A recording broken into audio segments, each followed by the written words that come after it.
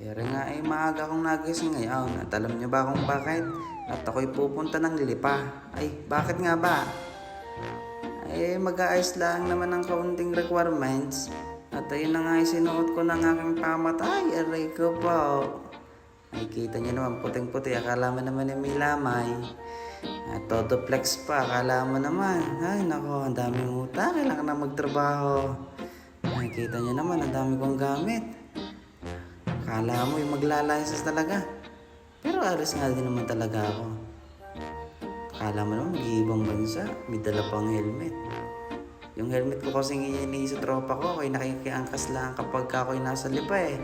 Kita nyo naman. Ang daming gamit. Hindi lang yan. May mga bag pa ako. May mga dala-dala pa akong rice cooker. Ay naku, ang sakit sa ulo, ang sakit sa likod. Parang nagsundalo. Tapos ikita mo naman, naka-jacket pa, init na init. Ay, ray ko po.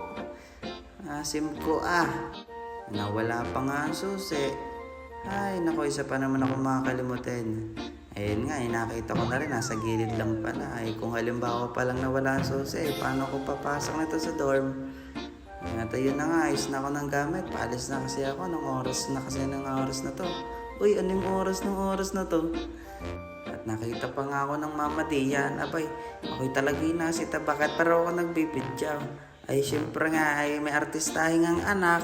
Ay, ano kang magagawa? Ay, di rin ako'y nagpaalam na. Ay, kita niya naman, may tarpaulin pa. Kaya kailangan na talagang magtrabaho. Ay, kakahiya naman sa kapitbahay. Kung makikita lang yan at ako'y tatambay lang din Kaya ano pa bang gagawin? Hindi kundi magsipag. Pag akit ko nga nakakita agad ako ng van ay talaga namang pinagpala. Ay kita mo naman siksikan. Tapos ang init pa ng jacket ko. Ay talagang pawis talaga, kakaligo pala ang. Teka nga lang, ako'y napag-Google Maps din Ako'y ilang beses na naligaw sa sobra talaga. Kung hindi malalampasin ako yung mapapaaga ng para. Nung pagpara ko nga din sa may Muson, nakasakay din agad ng jeep. Ako yung hindi napansin lang. Ay tunay garing nakalagay kay kuya na nasa single mom daw ang tunay na sarap. Ay si kuya siguro mahilig sa single mom. Abay kuya, shoutout sa iya. Napapaghalata. Ay nako, yari tayo kay misis mo niyan. Joke lang naman syempre iyaw.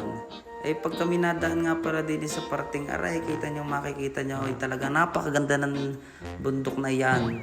Kahit ako'y sampalin pa ng buhok ng aking kadays, ay ayos lang, matanawan lang yung bundok na yan. At pagbaba ko nga din sa may banay-banay, nakasakay agad. Napakaswerte ko talaga kahit sobrang dami ng aking dalahin. Akala mo na may buntays. Kita mo naman pagbaba ko nga rin pala ako naglakad-lakad na din nakita ko nga agad yung may-ari ng aming apartment. Ayan, yung kutsing iyan. Ay, napakabait ng may-ari na iyan. Isipin mo ang apartment namin in 5,000 pero nausapan ko lang ng 4,000. At saka ngayon pag uwi ko, ay dali-dali ko nang binagsak din ng aking mga gamit. At sadya naman ako yung ngalay at pagod na rin sa biyahe. Ang tagal din ba naman ang biyahe kong iyan. Hindi lang naman matagal mainit din at kita mo naman kahit anong init basta't makaporma lang kahit naman ako isang pumunta gusto ko yung maayos-ayos ako tignan mahirap na kapag ka naman aalis ka at lalabas ka ng bahay mo. Kakahiya naman sa mga kapitbahay, baka sabihin napapabayaan ko na ang sarili. Ay joke lang iyon. Kita niyo naman, napaka-busy ko. Pag uwi pala ay talaga kikilos na. Hahanap na magagawa. Ang switch ikita niyo kataas. Ay mabuti pang aking kadorm pinagpalang matangkad. Ako hindi kung hindi ka talaga gawa ng paraan, hindi mo mabubuhay ang switch na iyan.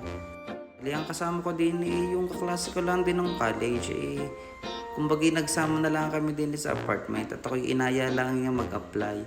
Nung natanggap nga kami, nag-asikaso na agad kami ng paglilipat ng bahay.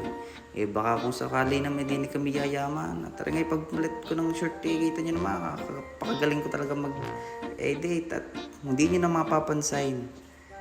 Ang dami kong gamit kung kailan talaga sinisipag. Minsan lang ako sipagin, kaya ako kilos agad ng kilos.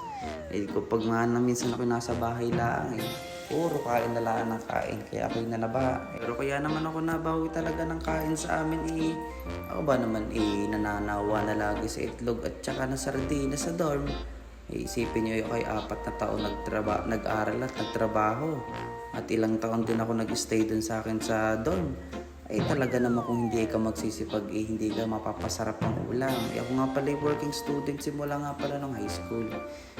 Syempre, kung kaya ko din naman na pagsabay ng pagtatrabaho at pag-aaral, di subukan natin. Hindi hanggang ngayon sa nakagraduate nga at ito naghahanap ng trabaho at mabuti nga nakahanap agad. Ayun na nga, at pagkakita nyo naman, nag-ayos agad ako ng kwarto, ng higaan, at maya ako'y tutulog di yan, at ako sige pagod na pagod. Pero kahit pagod na pagod makita ko lang naman sa aking higaan. Talagang ako'y gustong gusto ng humiga. Hindi na nga lang talaga sa higaan nakakapagpahinga. Pagkalinis ko nga pala na rin may kakain na rin ako, gutom na gutom. Makikita nyo naman kati Teddy Bear. Napakakayot. Walaan nyo na lang kung sino nagbigay ng teddy bear na yan. Sadya namang hinihingat-ingatan. Tari nga, pagkatapos ko maglinis ay talagang hahanap ng magagulit at nagugutom na. Kundi magsaing. Ari nga pala yung dala kong rice cooker at gawa nga pala ng kami pareha sa susunugan ng tropa ko. Sadya naman. Inam. Kung hindi kumain ng tutong. Hindi lang naman tutong talaga namang itayin. Kaya naisip-isipan ko na rin na dalhin talaga rin rice cooker para sa mga kaming tamad din magsaing. Pagkatapos ko nga pala magsaing, ako nga may humagilap agad sa labas at ako bibili na agad ng ulam. Iniisip ko pa nga kung anong bibilhin ko nung time na aray.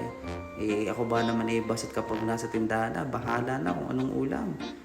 Ayun na nga ang aking walay, tapamatay. Sadya na makala mo napakapal, puro barya lang naman ang laman. Diyos ko, paano kaya ako yayaman ng granay? Kundi na lang talaga magtrabaho ng magsikap. Di rin nga pala sa kanto namin, ibili na lang ng ulam. Yung rin nga palang barya ko, umabot din naman kahit papaano Isipin mo ko nakabili din naman ng hotdog at saka ng ketchup. Basta't meron ng hotdog at saka ketchup, ako, masarap na kain ko niyan. Lasa ko'y makakatatlong bulos na naman.